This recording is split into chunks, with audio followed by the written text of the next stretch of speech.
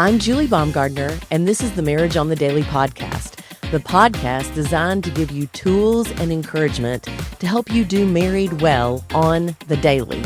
Because after all, it isn't the grand gestures that make or break your marriage. It's actually what you do or don't do on the daily that either builds a strong foundation or chips away at your core. You can do this, and I'm here to help. Welcome to the Marriage on the Daily podcast. I'm your host, Julie Baumgardner. Tammy and Jay Daughtry are my guests today. As children of divorce, single parents, and step-parents, both Tammy and Jay have immense passion for children and parents impacted by divorce and remarriage. They both have a master's in marriage and family therapy, and Tammy is the founder of Co-Parenting International. It's an organization that's aimed at helping divorced and divided parents raise healthy children in complex families. Welcome, friends. How are you? Well, hey, Julie. Yes, it's great to see you. Congrats on your podcast. Well, thank you. And congrats on y'all's. I am so excited to have this conversation with you guys.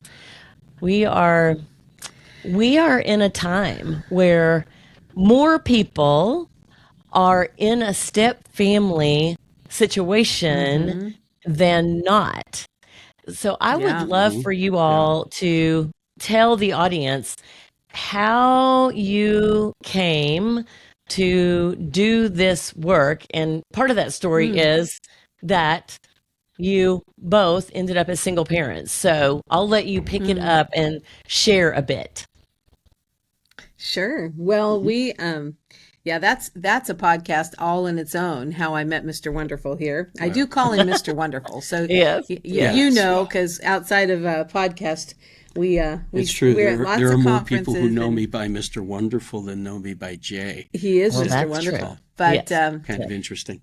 But yes, we there are other things I could be called. It's, I'm not going to argue. Right. You can call right. me Right. Just say yes, dear. Yes, dear. Yeah. No, I'm there kidding. you go. Anyway, well, we met and married in 2009, and I had been a single mom because of a pathway through divorce. I had a daughter at the time was 9 years old, and I'll let him tell you how he got to that journey. But I also was raised in a complex family, and so I grew up with a stepmom who is still, I'm 56 years old, and she's still in my life, though she's not married to my dad anymore, but she's part of my life. I've got 2 half siblings. And then I also had a stepdad when I was young, from age 3 to 8, who is still a great friend of mine. And so I'm grateful for having grown up in a blended family, or I guess we called it step family back then. And it gives, when we work with clients, it gives us an opportunity to connect both from the child's perspective and the adult perspective, because not only did I become a stepmom in 2009, but I had been walking alongside my daughter's father and his wife since she was 5. And so there's been a step parent in her life since she was little. So it is a complicated a maze of roles and relationships, but I am deeply grateful for being in a step family right now. Yeah. And of course, typically, I guess, when we think about single parents, most of the time we're thinking about either someone who's, been in a relationship but never married. Excuse me. And through that marital dissolution or that relational dissolution, they end up, as a single parent. And not often do we think about the other side of that, which was my journey, and that was through the death of a spouse. Right. In fact, this March 26th will be 20 years since we lost Diane. She's the mother of my 3 children, and we had been together, for 21 plus years of marriage, and lost her in a car accident. And so it's a different space, and you come into there differently. So the unique dynamics that go along with that, but walked out that single parent journey for about 3.5 years before meeting this lovely lady and God bringing our lives together and creating what he has for us, because I thank him every day for making us a family. And so we ended up blending 4, her 1, my 3, and Yeah, so we've been doing that now for over 16 years, Yeah. walking that path, and it feels good, but it's complicated. It's definitely scary. She was just finishing her master's. I started into my master's after being a pastor for over, almost 25 years full time. And, and you're used to counseling people. It's a different kind of counseling, maybe not as clinical, so it was different, shifting gears into this space where we were trying to do family and trying to figure out how it all worked, Right. and just finding ourselves in these crazy little train wrecks and intense cycles, and going, okay, so what is this, and why does it always seem to take us here? Jump on pain train and go over here and get frustrated and upset with each other. And so, you would think in the middle of, two well-educated people, one with her master's, one getting his master's, that we'd have it all figured out, oh yeah, we're going to sail right through this stuff. No, it doesn't work that way at all. And that's because, when you take it out of a textbook or any other book that you read, and this is important for parents and couples to hear, when you take that thing out of the book, there's no emotion connected to that. Yeah.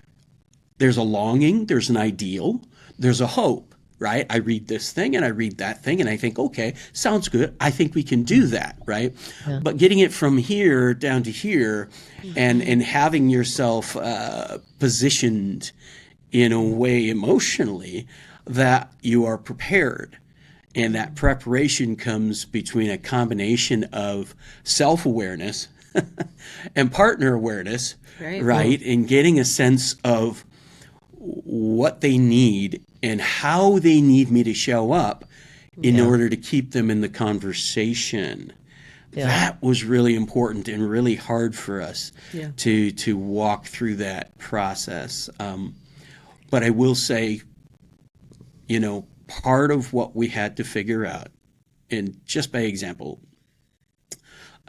based on my history, based on my emotional experience, based on my family experience, I was starting to become more and more aware in my, middle adult years that I had this trouble with abandonment and fear of rejection and all these things. My mom bailed on me and my two brothers. My dad was raising us. Stepmom came into the picture when I'm 6 years old. She showed up and stayed and is still with my dad 50 plus years.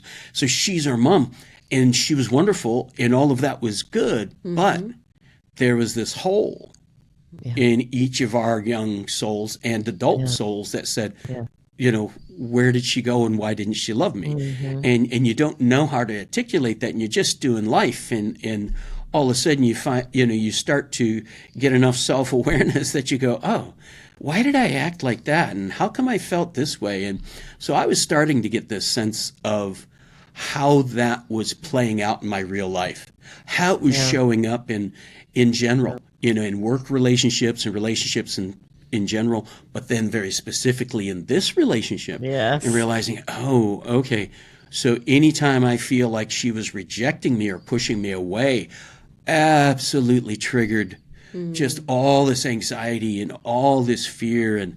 And I come from a loud family. We're all loud. It's a big family. We're loud, big by our standards, two brothers and a sister. So, four of us all together, and mom and dad. So we were just loud, big voices all the time, and that sort of thing. And so I was used to just showing up, and you would get emphatic, in a conversation. And what I started to figure out is she was shutting down. I was like, well, what is all that about? And then that would trigger me because it's like, oh, she's shutting down. She's pushing off. Now I'm pursuing, and it's like, oh.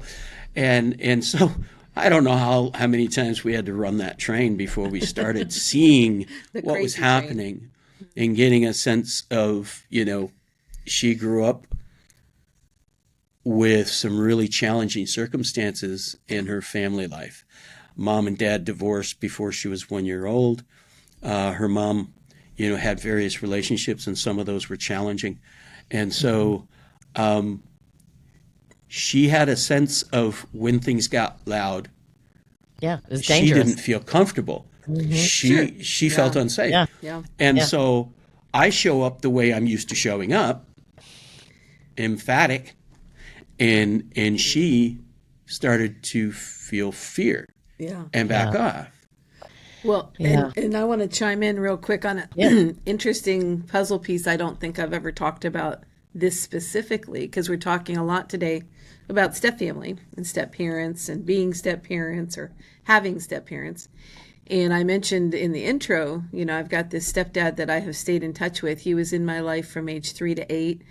He's amazing. He was rock solid. He played with me. He took me driving in his little yellow Volkswagen and did crazy eights up on the basketball court, back and forth between these basketball hoops. He's amazing. Well, I also had another stepdad who was not quite so amazing. And I won't go into much detail except to say that I did observe a big Italian man who was not able to regulate his anger. And so being a little girl watching that play out in just even the verbal side of that, let alone some other situations that were dangerous, that trigger from 4th grade. I'm 56 years old, but those triggers still show up, right? I've done counseling. I counsel other people. It's a long ways from 4th grade. And yet part of what I think shows up in every marriage, and especially in a step-family blended marriage, are those triggers from the past that have nothing to do with each other. And yet that moment that we feel that fear, or that am I safe? Now for me, yes, if things get loud, I quickly don't feel safe. And that's not because of Jay. It's because of my stepdad. Quite honestly, from 4th grade. That's one of the biggest puzzle pieces when I look back on what shaped my fears, was that 6 months or so that Mom was married to him. Now, Mom made great choices, got out of that relationship, and we were safe after that, but that still shows up. And so for me, it's a physical and emotional fear. And like he said earlier, the response to his biological mother, who really abandoned him and his brothers when he was a little boy, right? He's a big, strong, wonderful, stable man now. But that root of pain and, creates a trigger. And so his perception of me pulling away, I would never leave him, never thought twice about leaving him. Right. But sometimes in the midst of conflict, I would need to step back to keep my extroverted mouth from going somewhere I didn't want it to go. And so it was to protect us that I needed to take a break. And yet his perception of that is I was pulling away from him. And Julie, it took us a couple years to figure that whole cycle out. And not to say we did it perfectly after that, but it was so helpful. And I appreciate you being, so open with that today. Sometimes we do these podcasts and we have questions and we know what we're going to talk about, but this one is, I really appreciate you sharing that, Jay, because it did take us a couple years. It sounds easy now, but in the first couple years of our blended family marriage, there was a lot of late nights, hard conversations, and reactions to each other triggered by pain decades earlier that made it a really rocky situation. And so I think the takeaway from that, I guess I'll say, is once we learned what our our deepest fears were in those moments, we were able to find a way to take a healthy time out so that if I needed some space to regulate and make sure I didn't say the next frustrated, hurtful thing, I would come up and tell him, Jay, I love you. I'd touch him and say, I love you and I'm not leaving you. But I need 20 minutes to go downstairs and just sort myself out and I'll come back. And it was my responsibility to make sure I come back, right? To let him know I'm stepping away, but I'm coming back. And he was so careful and helpful to try to bring his tone down, right? Because if his tone got loud, then I couldn't hear him. And so he, if we were both leaning into our partner's greatest fear and trying to attend to that, in the midst of a frustrating, conflicted conversation, that's where I think we can find our way through. But it's hard, and it's hard to sort out. And it's certainly, if people had seen us in the first couple of years of our marriage, they'd be like, we're not going to listen to anything those two crazy people have to Well, say. and that's exactly. So I'm just sitting here taking all of this in, and I'm thinking a lot of things. One, when people get married in a first marriage and they don't have the dynamics of the children to deal with, there's still everything that you all just talked about, but it's different Yes. because it's just the two of them.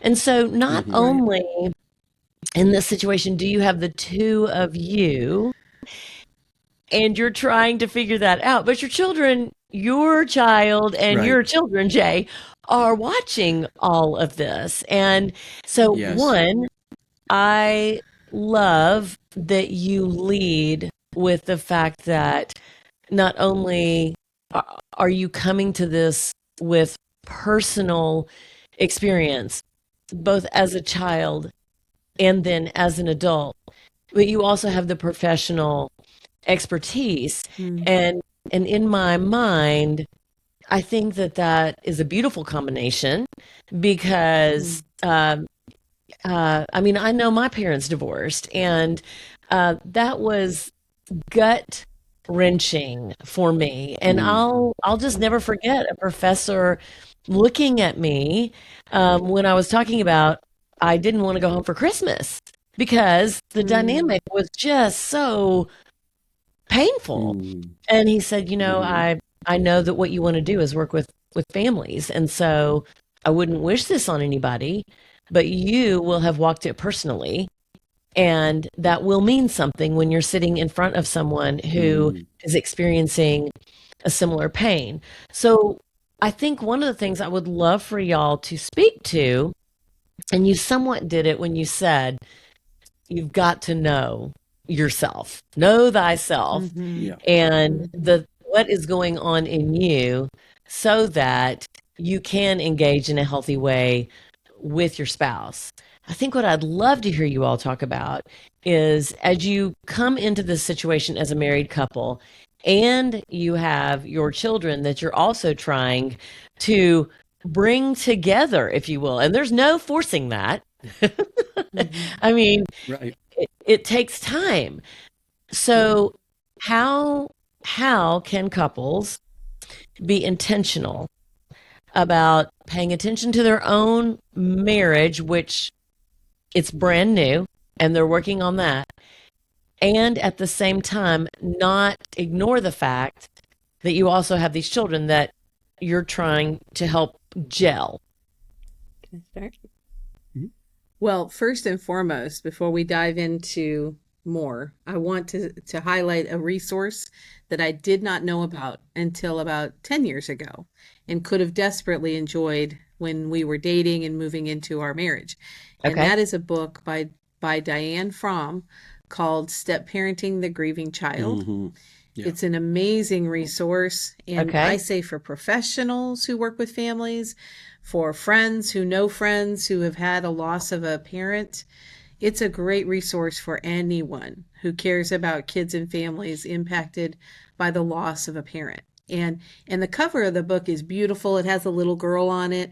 And some people might think it's just for little kids, but that book is chocked full of so much insightful wisdom on different ages and stages of life. Even, and I think one of the myths that exists out there is, oh, we're getting, we're building a blended family. Our kids are all adults. It won't matter. Right. They're fine, right? Oh, If there has been the death of a parent, whether that parent died when the children were at home in junior high and high school, or the parent died in their young adult years, that book is a wealth of great knowledge. And part of what it does is it helps you have a roadmap and to know what's important for the kids, what the, and anyway, it's just a beautiful book. And maybe you could have Diane on here, on your podcast. She's phenomenal, but, I wish I'd had that at the very beginning.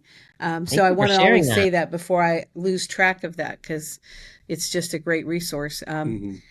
But I would say, also amazing resources that we always turn to and have for years, even before I knew Mr. Wonderful, are Ron Deal's resources Yes. with the Successful Step Family, and of course, Family Life Blended. They are phenomenal resources. And there's a great book there that's come out since we married called Preparing to Blend.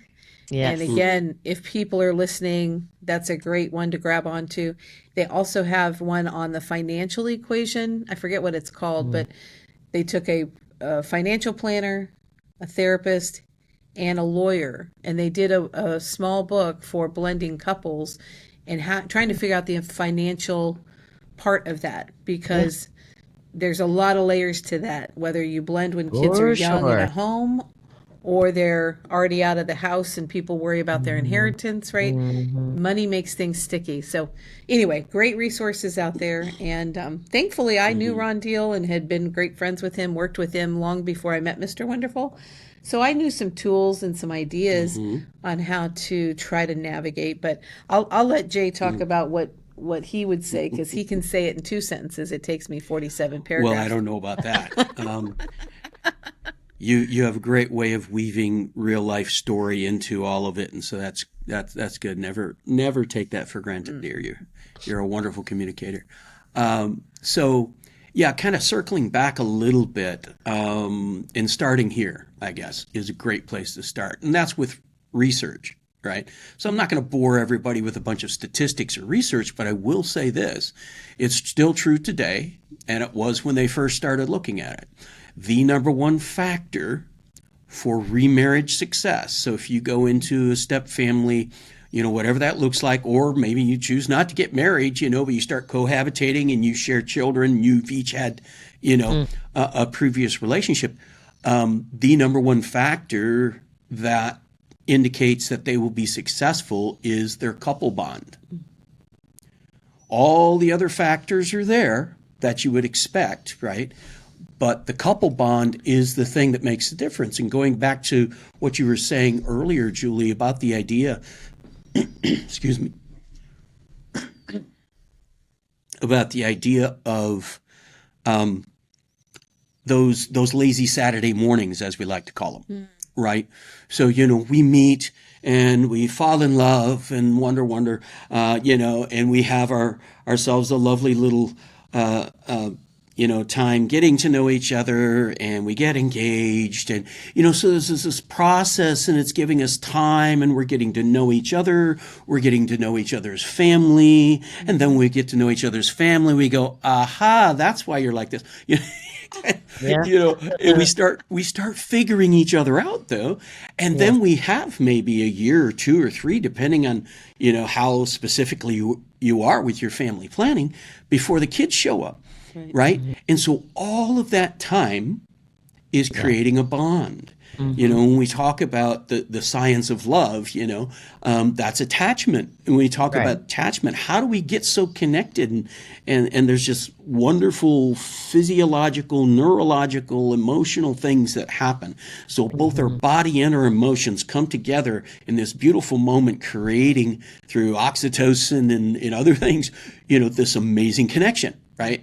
And it's just set in concrete. It's beautiful. It's strong. It's wonderful. So if you have all that going on with just the basic stuff of life before there's children and all the rest, then that's a good on-ramp to know, okay, now we're going to add this extra stuff. Here come the kids. Here come the extra stresses, financial stresses, all kinds of stresses. Right.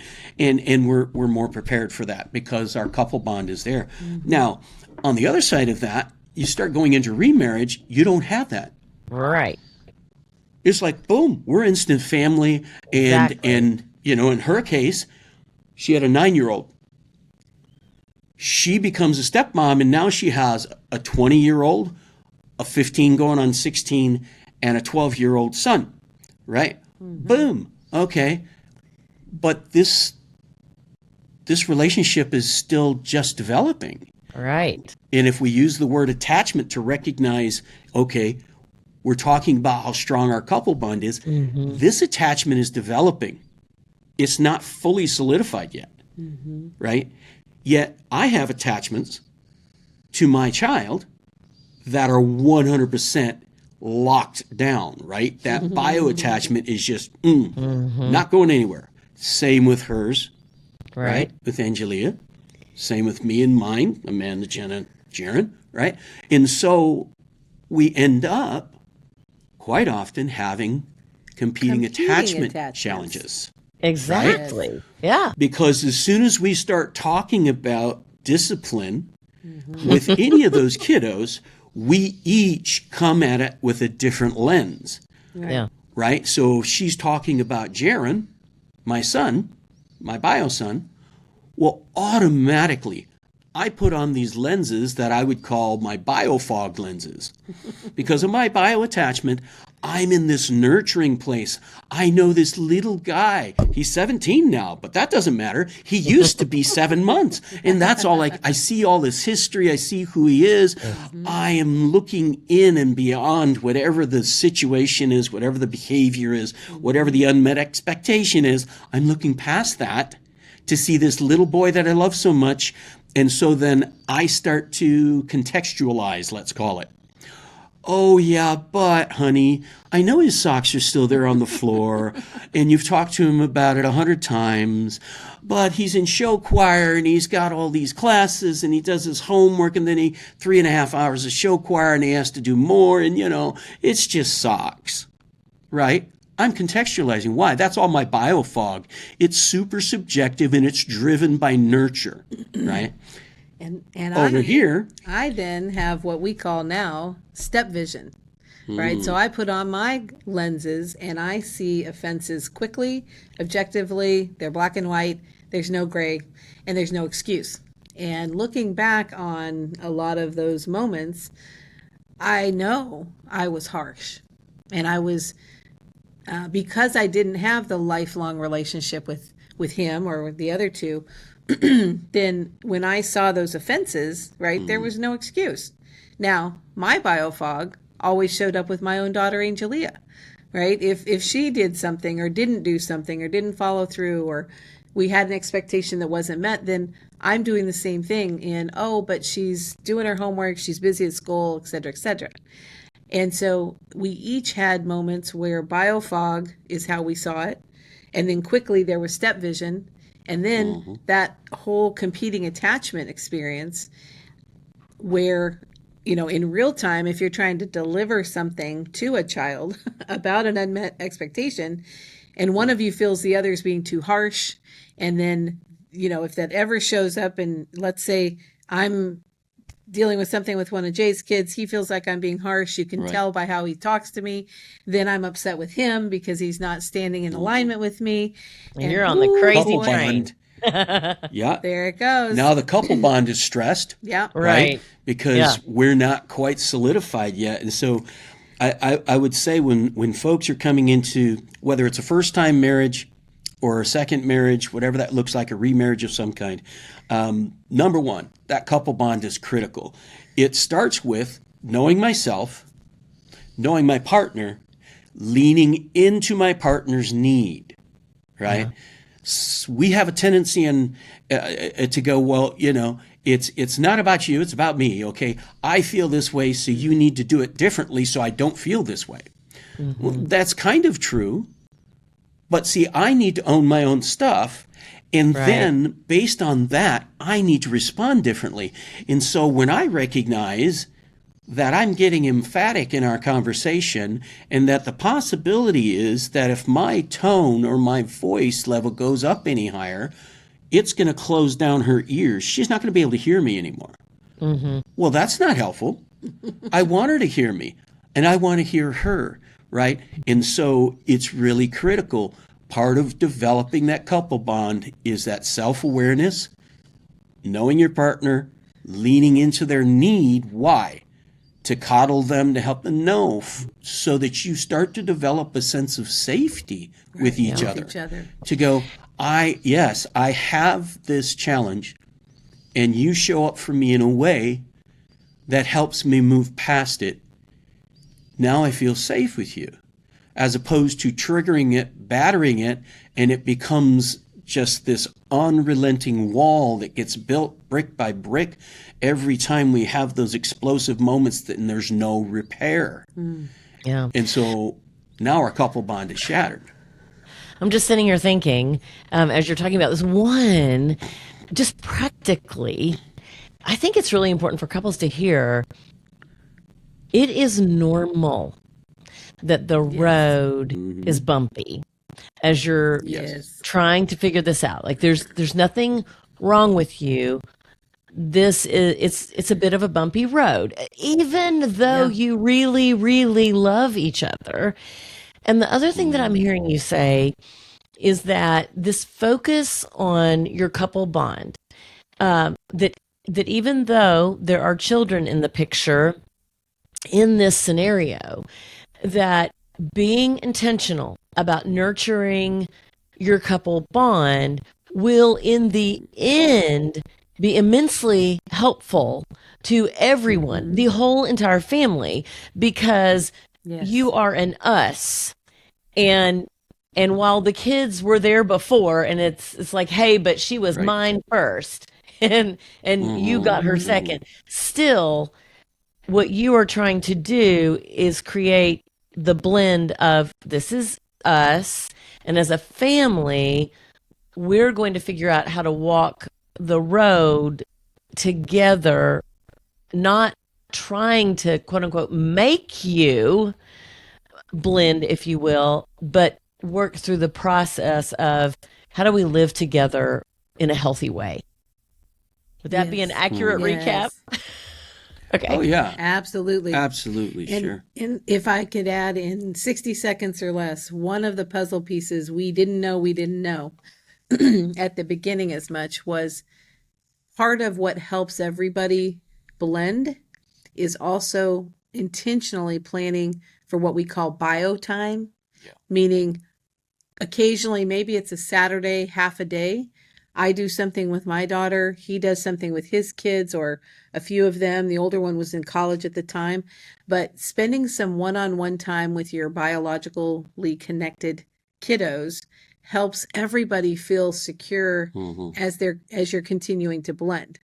And so sometimes people think, oh, that doesn't make any sense. Why wouldn't you spend all day Saturday with everybody together? Yeah, sometimes it freaks folks out. It kind of freaks them like, out. oh, this is counterintuitive. We're supposed to be blending our family, but we're separating it. Right. But what that does is, like you mentioned earlier, that, whether it's my daughter and, her and I, or his with him, it helps those children recognize that even though we've married, you have not lost your parent completely. Right. Yeah. And you still have, and this is good in traditional families as well, right? If you've got 3 or 4 kids, parents in a traditional family know the importance of having one-on-one time with each of those kids, right? It's the same principle, but for a different motive, I guess. And that is to be sure in a blended step family, each child knows I still have one-on-one options and availability of my biological parent. While they, because some kids are excited, mom and dad, their parents have gotten married and they're all for it, and some absolutely hate it. And that's probably a whole nother podcast we should do, is the blend with the children. But I think for a short nugget and a takeaway would be anybody in a blended family, try to carve out occasionally some one-on-one time with the children you're biologically connected to while you're blending the whole group. Because yes, the couple bond is the stability, but that one-on-one time gives those kiddos more ability to be flexible and adapt to the new family. So that's, again, something we'd never heard of when we first got married, was the idea of bio time and doing that. It makes me think that, Jay, you were talking about abandonment, and it does lead me to, when you are spending that time, there's an element of safety, and there is an element of saying, hey, I am here for you. Yes, this is new. It is different. It is going to be an adjustment, and I am here for you. I have not left you for my spouse, as in we are one over here as the spouse, but I'm also here as your parent. Yeah. And sometimes the competing attachments we talked about earlier can really take some time to work through for the kids. Because I think sometimes, and we had that in our family, we won't say which child, but one of the kids was really on board with the idea of the marriage. And then, the first year there was in a sense, a kind of a pushback, like, oh, I'm not sure I was really ready for this. And, Yeah, well, I didn't ask for this, right? I just got brought right. along. Well, and when the authority scenario changes, right, you're all buddies and you do stuff together when you don't live together. And then you all live together, it changes all the dynamics. And that's sometimes tough because, teenage kids in general don't necessarily love when parents tell them no or give them feedback, right? That isn't what they want. But it's exasperated with those competing attachments because if I tell Angelia, hey, that's enough, and you can't go to that party or X, Y, and Z, right? She doesn't doubt that I love her, and I don't doubt that she, can take this consequence or this boundary. But if you're doing that with a stepchild, then a lot of other questions come into play, and it can get really painful. And I think if there's one thing I wish I had known 16 years ago was about step vision and trying to, you talk about the awareness, knowing yourself, knowing your partner. And Jay always talks about calling your own fouls, right? To recognize, wow, Love that. I think I'm being kind of harsh. Yeah. And, now it's not going to be helpful if he calls the foul and tells me I'm being harsh. Because then it's like I'm pointing at Then it, I'm going to so get now it more escalates. upset. Right. I'm good at that. Yeah. But no, Well, for me to be able to say, hey, sweetheart, I notice I'm getting pretty emphatic and, that's kind of shutting you down. I'm sorry for that. I'll slow things down. I'll reduce my volume here because, I want to be sure, you can hear me. So now I'm calling my own fouls. I'm recognizing that I'm showing up in a way that's closing down the conversation rather than keeping it moving. And of course, the only way to get to resolution is to keep that relational work going. And so, if you look at all we've talked about, I guess some of what I would say is, back to that idea, know yourself, know your partner, lean into your partner's need. In those situations, call your own fouls. yeah, Recognize when you're out of place, be honest about that. That is a safety issue, right? And that gives them the ability to go, oh, they recognize that they step towards you rather than away, right? And so then you can move towards that repair that you want. And then with your kiddos, and recognizing, because this shows up even in first-time families, a certain level of this competing attachment, because everybody falls into a role, right? And so, whoever is the enforcer, they're going to be sort of that step vision idea. Everything's about, the list and getting it down right. And then there's going to be someone who is the nurturer. And so even in first-time intact families, you're going to end up with some of those competing attachments showing up, but not with near the amount of intensity that you do in those other scenarios when you're in a remarriage. So being intentional about cultivating that couple bond, becoming a we, becoming an us, and doing everything you can to make sure we're in this together, we're solid, we're solidified, we're good. That's the beginning of healthy marriage across the board, but especially when it comes to remarriage. You got to start there. I love that. The wheels will come off if not. I love that. And so I'm going to ask you this question, and you may say, well, I just answered that, but I'm still going to ask. I ask every guest at the end of the segment, what's one thing, just practically, that you would say, hey, for you as a step couple, here's something we would tell you. If you did this on the daily, it could impact your marriage in a really powerfully positive way. well, do you want to go first? Do you want me to? Go ahead. Okay. Yeah. Well, I am a words of affirmation person. Okay. And the way Sounds I like love found language that to me. out. Yes. And so I absolutely love the 5 love languages. You can take a free quiz online. You can find out about yourself. And I think, again, knowing yourself is important, but the real power, I think, shows up when you understand your partner. And knowing Jay's love language and knowing the top one that will hit the bullseye for him, he is acts of service all day, every day. And so I have to remind myself that, yes, I have lots of words and I need words. So I might be tempted to tell him all the words, which he doesn't. I mean, I think those are fine. But what really hits his bullseye is if I look for little ways to show up and serve him. And, it can be as small as washing the dishes or filling up his water bottle, or just little things that he is constantly serving me. Yeah. And if I can intentionally look, how do I remind myself his top 1 or 2 love languages, and really try to find an intentional way to fill that for him, which will feel not like, it might not feel significant to me, but it will hit his bullseye. That makes, I hope, all the difference. So. Okay. Absolutely. Love that. All right, Jay, what about you? Well, that one thing, I can't help but come back to that couple bond. And so with that in mind, right, if we're going to talk about, managing our marriage on the daily, and we're going to focus on that couple bond, then look for those things. Be intentional about offering, well, let's call them love offerings. Whatever they might look like, whether, and I love the love languages too. And I think, you're going to be speaking with Dr. Gary Chapman about that. And so folks are going to get a real good deep dive on that, but it's that goes back to knowing yourself and knowing your partner. Well, if I know her love languages, then I can speak to her, in that way. And so that would be the daily thing, is like, how have I loved her today? How have I said I love her without saying it with my mouth? Right? How did I show up for her in a unique way, in a way that matters or resonates with her?